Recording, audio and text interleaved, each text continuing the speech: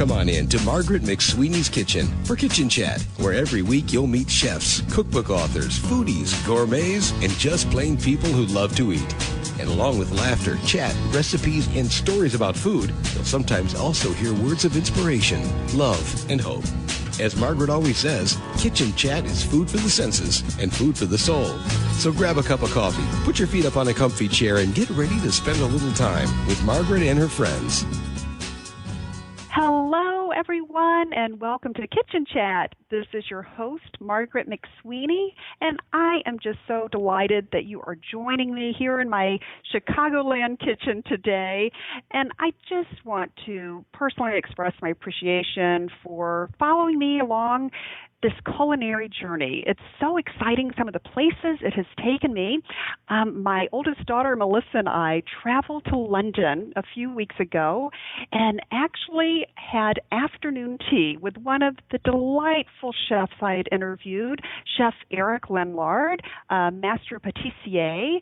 And it's just so exciting to actually meet these wonderful chefs and cookbook authors, and Chef Lenlard and I and a group of friends actually enjoyed his afternoon tea. He did a chocolate afternoon tea at the Carlton Towers, Jumeirah Carlton Towers there in London, at the restaurant there. And he has a new cookbook coming out called Chocolate, and I look forward to having another kitchen chat with him soon.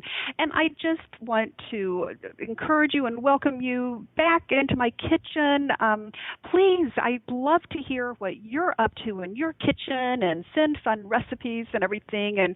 And we're starting some fun blogging and more social media opportunities. So I'm just so delighted that you are here. And what a fun show we have for you listeners today. We have, oh my goodness, I'm just so honored to have this next guest in our kitchen, Mollie Katzen. And actually, the New York Times lists Mollie as one of the best-selling cookbook authors of all time. She has 5 million books in print. Also, Health Magazine has named Mollie as one of the 5 women who changed the way we eat. In addition, she was selected by the Dean of Harvard as a founding member of the Harvard School of Public Health Leadership Council and the Food Literacy Initiative.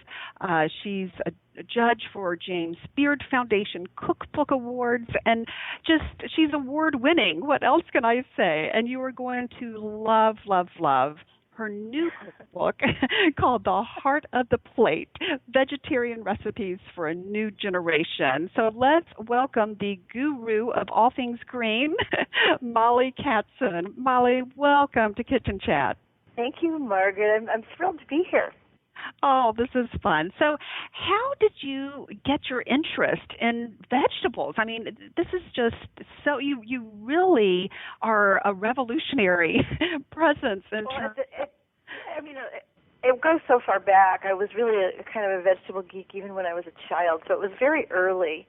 I just always liked, that was my favorite part of my plate, when I was growing up, and I had that traditional American plate every night that we all did, or many of us did, the meat in the center, a little bit of vegetable on the side, maybe was what they used to call a starch.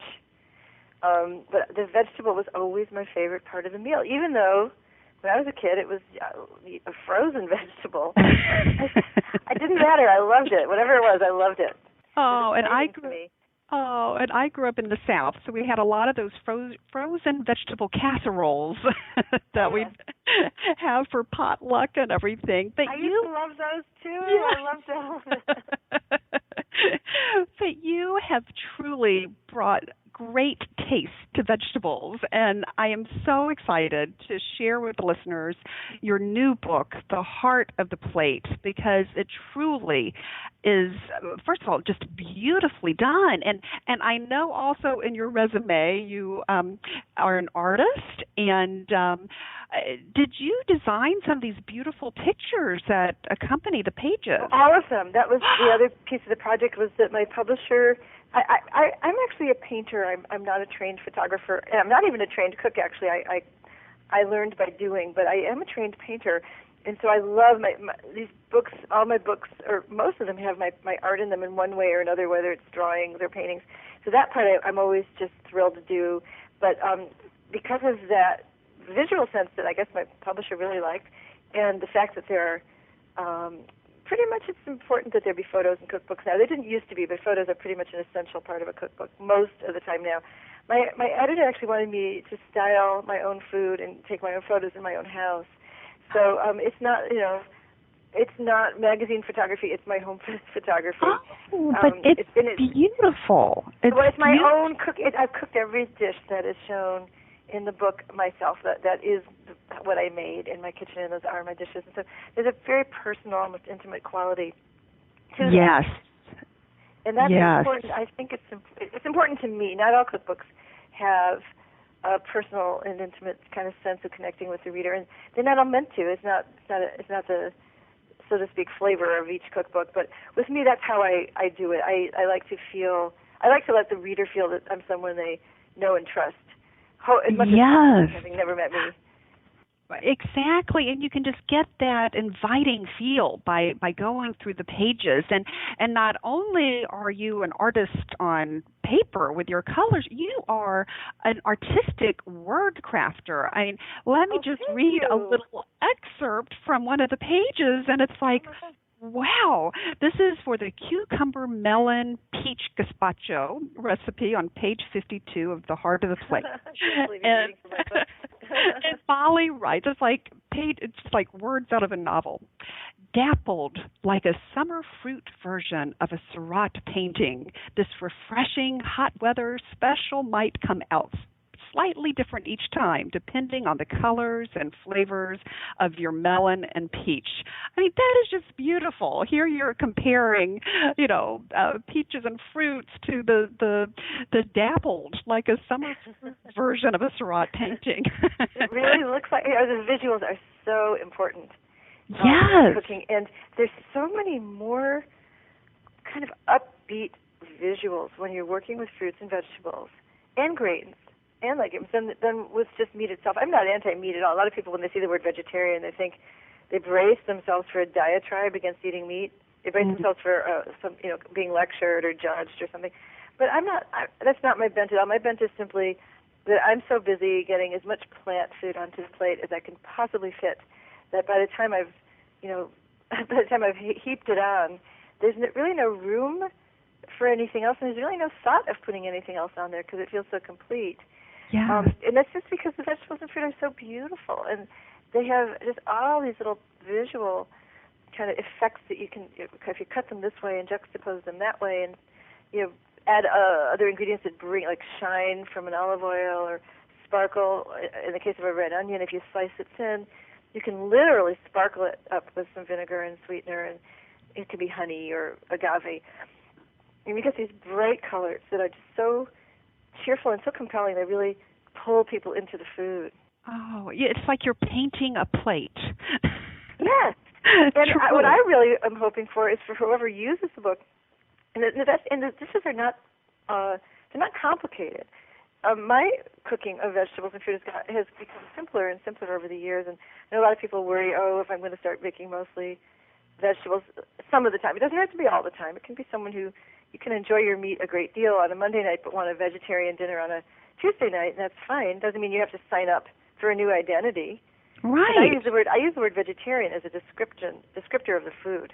Yes. And that means that relaxes everyone's idea that, am I one? I get so many people sending me notes that say, I really want to try that mushroom popover pie, but I'm not a vegetarian, and in fact, you don't have to be to eat your veggies. Everyone needs to eat your veggies, and I really think you make it much easier on everyone. That's my goal. My goal is to get everyone enjoying plant food more, and also to bring out the home cook in everyone. Yeah. I do believe that everyone has a home cook in them, even if there's one dish that you're going to learn how to make, and it's a simple dish. Once you've made that one dish, guess what? You're a home cook.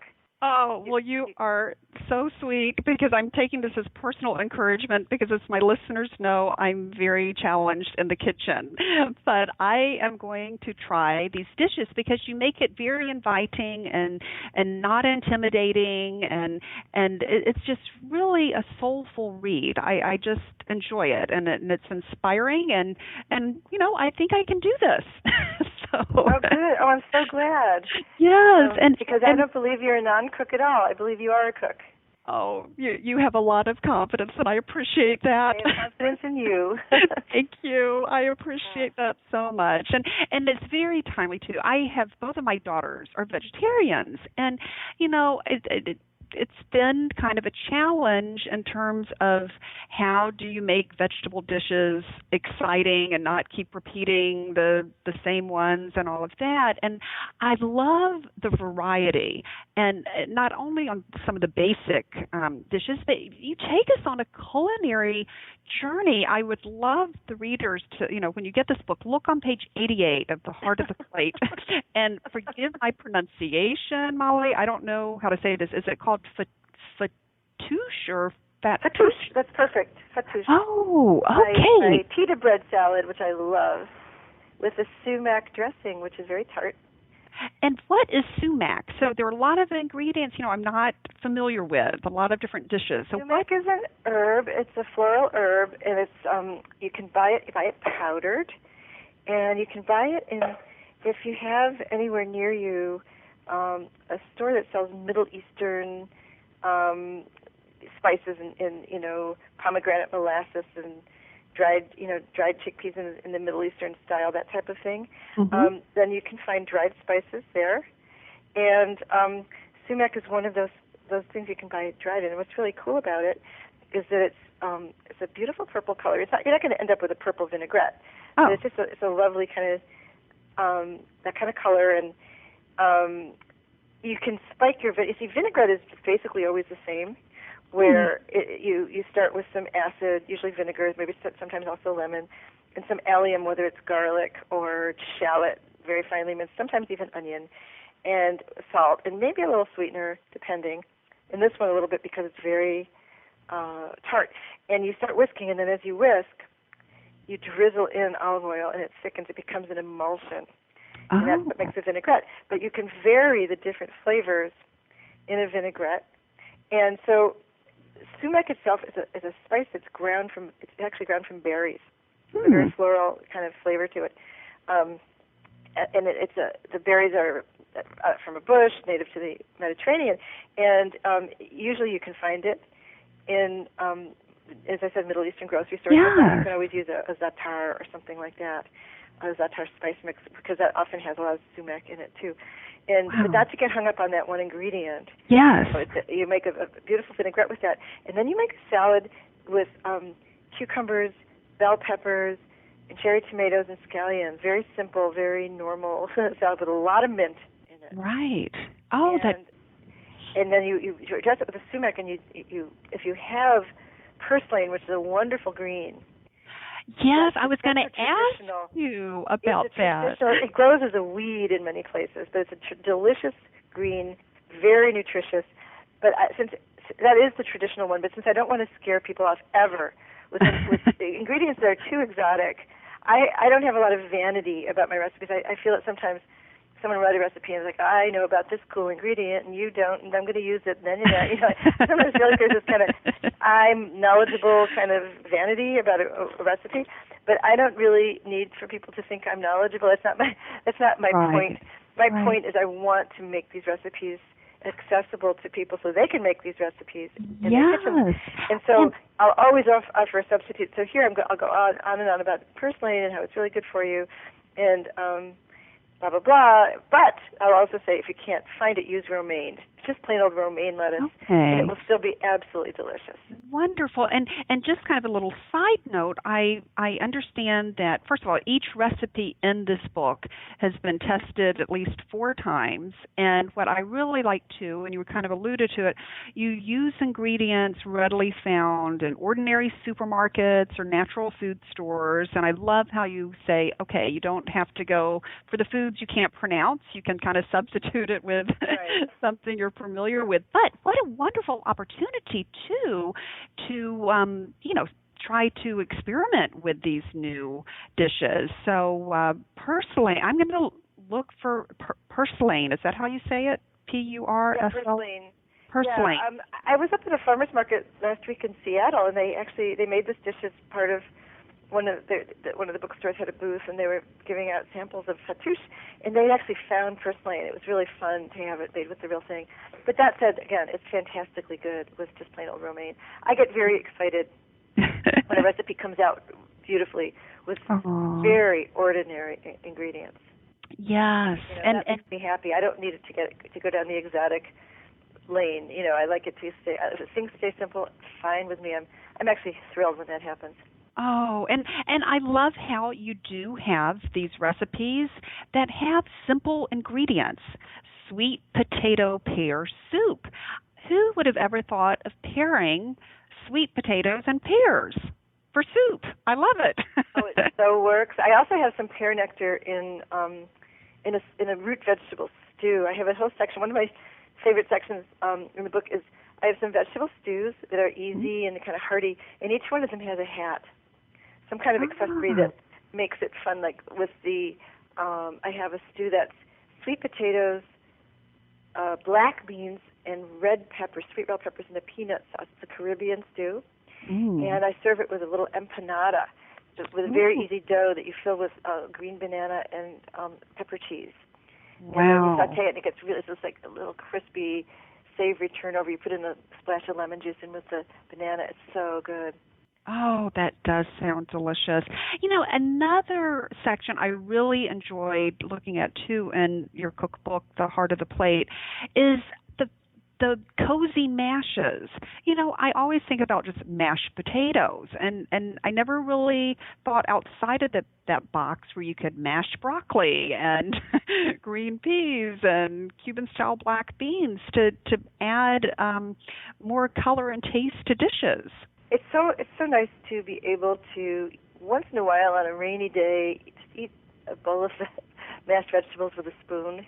Vegetables with a spoon, it's like this, 2 shades thicker than a soup. And you can put it on toast. It's just very, very comforting, and I love that. I mean, I come from, I don't know how many people remember the early 80s when there'd be these or even in the 70s, there'd be these cocktail parties where there'd be a vegetable dip, and there'd be these big spears of raw broccoli. Yes. Big spears of raw zucchini. And I don't think anyone really liked that. Right. Or if you cooked vegetables, they were always crunchy, like barely cooked, which sometimes is perfect. Sometimes you want to let them go a little bit and get a little soft. In my early hippie cooking, that was an absolute no-no. You never cooked vegetables so they were soft. You never cooked them in water. And now I cook vegetables in water sometimes. In fact, I'll cook a vegetable in water just to get it tender on the inside, and then I'll finish it with a garlicky olive oil on the outside. I'll drain it and pat it dry, and then just flash it in some garlic spiked olive oil to give it because it's a question of cooking the interior first and finishing the exterior second. Just like a human being, you want to be beautiful on the outside. I mean, you want to look good on the outside, but it only works if you're beautiful on the inside. Well, that's a great analogy. Yes. You want to be down on the inside before you gussy up the outside. And we must marinate in spicy olive oil. Yeah, exactly. Oh, that's great. And I also love some of the unique twists you have on some comfort food, and specifically spinach mushroom mac and cheese on page 242 of The Heart of the Plate. I love flipping traditional pasta dishes into vegetable dishes with a little pasta instead of pasta with little vegetables. Yes. I have 4 different mac and cheeses. I love them so much. They're so popular, too, right now. And I got the one you said, the spinach and mushrooms in a mac and cheese. And the fun thing about that mac and cheese is that it's a white cheddar sauce made with some beer, like a rarebit. And then I have roasted cauliflower that I roast at a very high temperature in the oven and get it all crunchy and caramelized-y. And then I never said caramelized before, sorry. And no, I love that word. And then I'll crust some fontina cheese on top of that roasted cauliflower right while it's still in the oven. Just bake it right on there, get it all crusty. And then well, then that can be then eaten freestanding, which is delicious, or you can fold it into a mac and cheese with cheddar, orange cheddar, and so it's a roasted cauliflower crusted mac and cheese, either with the cheddar, or you can continue with the fontina theme and put that in the mac and cheese as well. And so it's mac and cheese, yes, but it's also roasted cauliflower. Oh, this just sounds so delicious. And I love your description under this, the introduction to the spinach mushroom mac and cheese. You say, a golden path to popularity. This is a great use for leftover flat beer. It can also be made with present tense still perky beer in the unlikely event that leftover means the other half of the one you're drinking while you read this. It's so fun to play around with. The top of the recipe, I write a little welcome note to the reader. Hi, we hope you make this recipe, and here's why. And another thing that's really fun in the book is that very classic, internationally, just it's kind of basic vegetarian staple is a combination of legume and grain, most notably rice and beans, or beans and rice. Yeah. And in so many cultures, you'll have some version of that. And it's not that people in other cultures go around calling themselves vegetarian. It is that most places have mostly plant food most of the time, with some meat added in from time to time. So it's been very instructive over the decades for me and other authors who focus on plant food in their writing, other cookbook authors, to look to other cultures for ideas and how to use legumes and grains and vegetables. And so I took the theme of beans and rice, which is just, again, it's the basic structure of a good diet, whether it's vegetarian or not, and play with the colors of it, because there are so many different kinds of beans and rice available now in different hues. So my basic rice, my kind of workhorse rice, is a brown basmati, which is a long grain rice that I love. But there are black rices now, and red rices, and green rices, and you can green up a rice even further by adding minced herbs. Like you put, as if you were making a pesto, you put some mint or some cilantro in a mini food processor and feather it up, and then add that to some cooked rice, and the rice turns completely green. And then you've also embedded some vegetables in the rice, because herbs are vegetables. And remember, any time you add a spoonful of pesto to some pasta, what a fun! So I have the different colored beans and rice, which is so much fun. I have white beans and black rice, and then I have black beans and orange rice. I make the rice orange by adding, I mix in some cubed butternut squash that's been roasted, and red rice and green beans. It's very fun. So I've got that throughout the book as well. And that can be like a party on a plate for different seasons, with the orange rice, with Halloween coming up, and green and rice for St. Patrick's Day here in Yes, definitely. You can make rice into an entree. Yes. It will feel more psychologically like entree if you stuff it into one of those beautiful, how vegetables sometimes are perfect for stuffing, like a portobello that's been grilled, or a half of an acorn squash that's been roasted, or you just cut a bell pepper in half lengthwise and sear it quickly in hot olive oil. It becomes a very worthy vessel. So you can make that green rice and put it into a half of a bell pepper, and then you can top it with a little cubed cheese or a little bit of toasted nuts. And people cross over psychologically from seeing it as a side dish to seeing it as an entree. Yes, that is a great tip. And I think you should write a book, because I know you have a wonderful outreach for children and children's cookbooks, and instead of green eggs and ham, I think you should write a green rice. Well, that's a wonderful idea. Thank you. Book for children's cookbooks, and two of them are for preschoolers, really little kids, with reading readiness embedded in the recipes. It's been so much fun. I think those have been. I loved working on the heart of the plate, but I think what I loved almost as much, or just about as much, was writing my children's cookbooks. Yes. And for those moms that are out there listening with young kids still at home, I'm now officially an empty nester. It's so sad. But for those with young kids at home, what would you recommend to them to get them into the kitchen and to eat their veggies? What specific advice would you encourage them with? I would say to relax around it. It's also, some mothers might really disagree with this, but it worked very well for my kids when they were little. They're grown now. Give the kids a little bit more space. So if you relax more and you give them more space, more choice about when they eat and what they eat. Kids have a different sense. They get hungry more often than we do.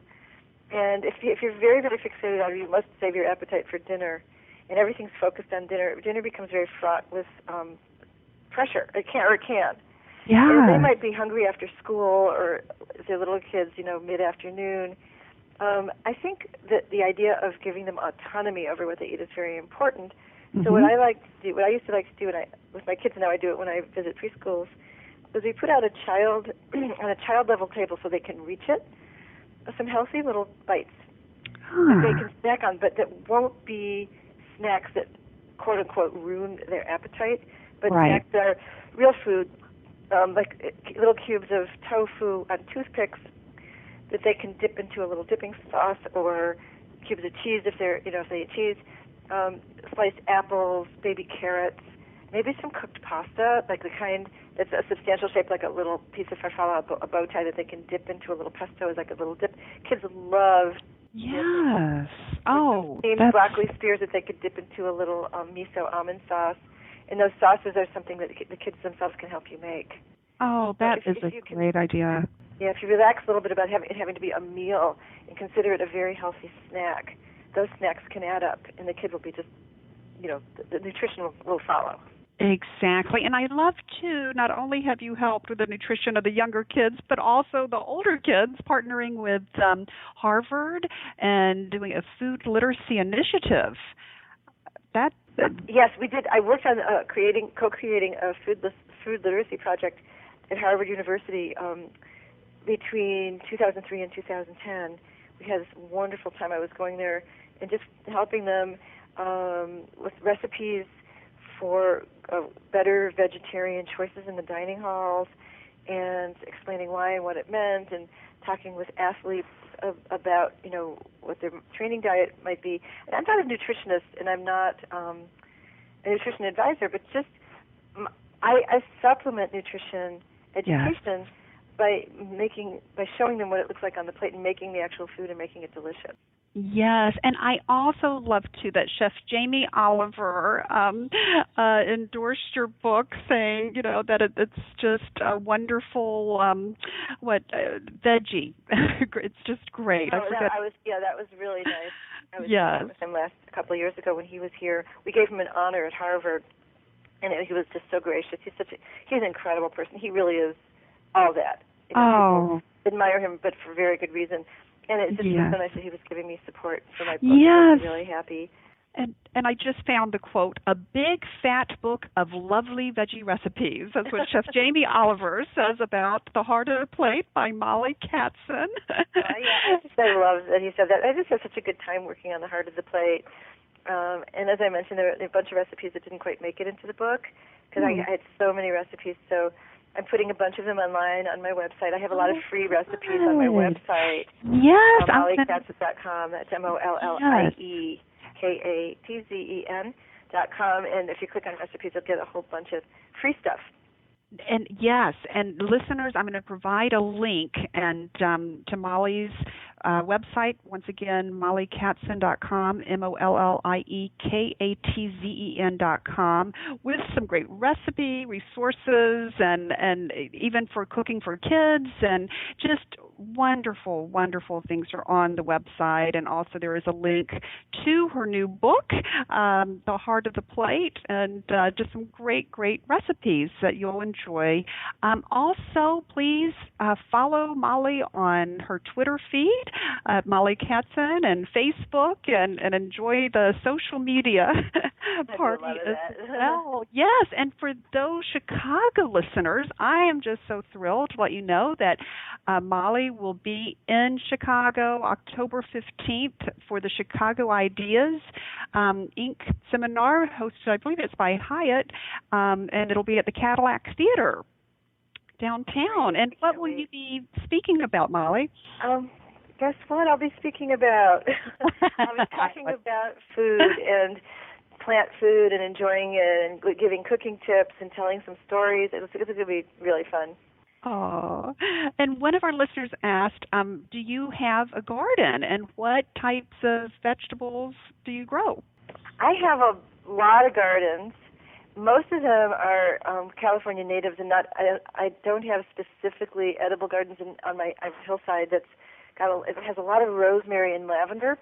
Oh. And some thyme, but I grow a lot of the beautiful California natives. I do live in California. And then on the other side of my house, I have 4 raised beds. And mostly what I grow there, I have some fruit trees around those. I have lemons and apples and plums, which are so much fun to grow.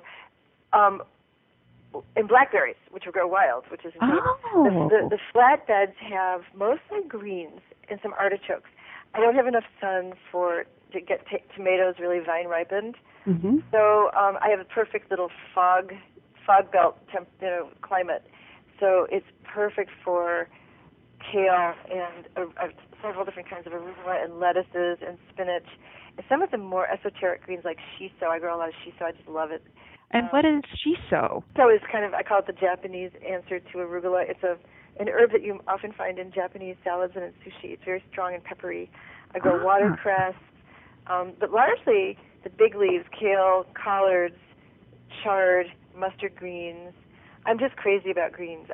My kale infatuation dates back about 20 years. People used to laugh at me, and now is where kale is now. Exactly. I hear you, because we have that in the South, and with turnips and turnip greens and all of that. Yes, I love kale. Another listener, Lynn, has asked, what are your favorite pairings of spice and veggies to create a special dish? Well, the traditional one that I love for asparagus is tarragon. There aren't that many uses of tarragon. It's not one of the more common herbs. But I use it fresh a little bit with asparagus, and that works really, really well. Great. And what specifically is tarragon? Well, it's an herb. Mm-hmm. It's one of the leafy herbs. The leaves are kind of elongated like little spikes, but they're soft, and it's very hardy. Okay. And it's not that difficult to grow, so I really enjoy it. Oh, great. Yeah. And I love rosemary with potatoes. Okay. That's a favorite of mine. Oh. And I love mint with zucchini. That's a match made in heaven. Ooh. So, yeah, you marinate some zucchini in a vinaigrette, and then finish it with a bunch of minced mint. It's just fantastic. Oh, that does sound great.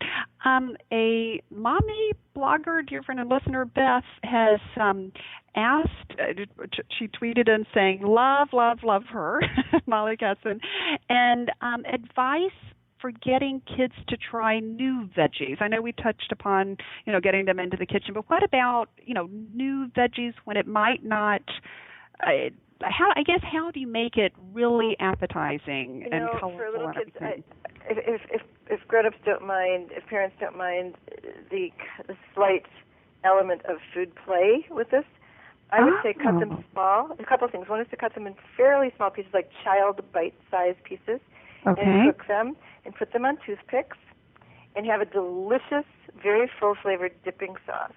Okay. If you don't have time to make a dipping sauce, I have a couple dipping sauces in my children's cookbooks. It can be one of those simple soy sauces with soy and ginger and garlic and maybe a little sweetener. Maybe if your child is peanut butter tolerant, make a nice little peanut sauce. Children absolutely love to dip, and they love things on little toothpicks. Be very careful, of course, that it's safe with toothpicks. They're not poking anything. And, so the dipping, if you set it up so that it's intriguing and there's a little activity involved, dipping, kids will gravitate towards it. Or if it's something like steamed green beans, you don't need the toothpicks. They just pick it up and dip it. And if you don't have time to make a dipping sauce, just use your favorite spaghetti sauce and let your kids dip in that. It will be super popular. And another thing I do is I chop the vegetables up pretty small and put them in separate bowls, like a salad bar. Oh. Like a bowl of steamed chopped broccoli, and a bowl of sweet bell peppers cut into sliced carrots, and make a little assembly line like a salad bar, and have it on a table where the kid can reach, like a child-level table, a play table, and make some lovely brown rice, have a little shaker of soy sauce, and a little assembly line, and let them assemble their own, I call it polka dot rice. Oh, I love a rice where they that. make sure their little bowl is big enough so they can mix with abandon without the food flying out of the bowl. At the end, they can shake in a little soy sauce. Tell them not too much. Right. And they can mix it up so the rice gets a little brown color. And they'll be very proud that they made a beautiful bowl of polka dot rice. And in the process, they'll have eaten some vegetables. Yes. Oh, you are so creative for all age groups. This is just a delight. Polka dot rice. Oh, Mollie, I have learned so much today about vegetables and presentation and preparation and spices and everything. Thank you so much for being a guest on Kitchen Chat. And Margaret, it's been wonderful. Thank you. Oh, this is great. And listeners, once again, I will provide a link on this podcast to Mollie's website. But once again, grab a piece of paper. It's Mollie, Mollie, Katzen, KATZEN.com. And please definitely get a copy of her new cookbook, The Heart of the Plate, Vegetarian Recipes for a New Generation. So thank you again, Mollie. And listeners, as you know, I always end the little podcast with the encouraging words and reminder to just take a moment and savor the day. Thank you for joining us today. If you're interested in Margaret's books, A Mother's Heart Knows, Pearl Girls Encountering Grit, Experiencing Grace, and Go Back and Be Happy, please just click on the covers on the webtalkradio.net page in front of you. Margaret would love to connect with you and hear from you, so join her on Twitter, Facebook, her blog, or click on this website to leave a note and share a recipe. Thank you again, and we'll see you here again for a new show next week.